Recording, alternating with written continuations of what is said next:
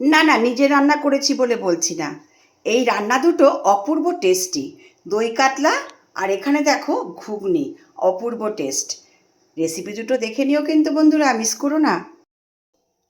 Hi friends, দেখো রান্না করতে চলে এলাম। আজকে আমি কাতলা মাছ রান্না করব, তার জন্য নুন হলুদ মাখিয়ে নিয়েছি। আর এখানে দেখো আমি দই আর ধনে জিরের গুঁড়ো, কাশ্মীরি মির্চ, লঙ্কার গুঁড়ো আর একটু গোলমরিচের গুঁড়ো দিয়েছি, আদা পেস্ট এইটা দিয়ে আর দই দিয়ে আমি এই মাছটাকে রান্না করব, দই কাতলা। আর এখানে দেখো আমি ঘুগনির ডাল সিদ্ধ করে নিয়েছি মটরটাকে। আর এখানে ধনে জিরের গুঁড়ো, কাশ্মীরি মির্চ, লঙ্কার গুঁড়ো, হলুদ, পেঁয়াজ, রসুন, আদা পেস্ট করে নিয়েছি, টমেটোটাও পেস্ট করে নিয়েছি। এইটা দিয়ে রান্না করব। হাই ফ্রেন্ডস, দেখো রান্না করতে চলে এলাম। আমি রিনা, ওয়েস্ট বেঙ্গল ইন্ডিয়া থেকে বলছি।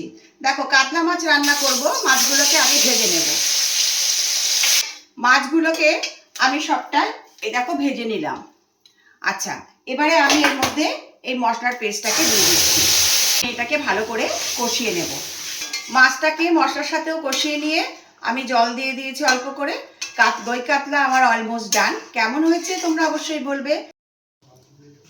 দেখো বন্ধুরা, আমি এখন ঘুগনিটা রান্না করব। তার জন্য দেখো ঘুগনির মশলাটাকে আমি আগে কষিয়ে নেব। আমার ঘুগনির মশলাটাকে কষানো হয়ে গেছে, দেখো তেল ছেড়ে দিয়েছে। আমি এর মধ্যে এই সিদ্ধ করা ডালটাকে ঢেলে দেব। আমার ঘুগনিটাও অলমোস্ট ডান। কেমন হয়েছে দেখতে তোমরা কিন্তু অবশ্যই বলবে। আর ভিডিওটা যদি ভালো লাগে একটা লাইক কমেন্ট করবে। আবার তোমাদের সঙ্গে নেক্সট ভিডিওতে দেখা হবে। আমার অনেক অনেক ভালোবাসা নিও, টাটা।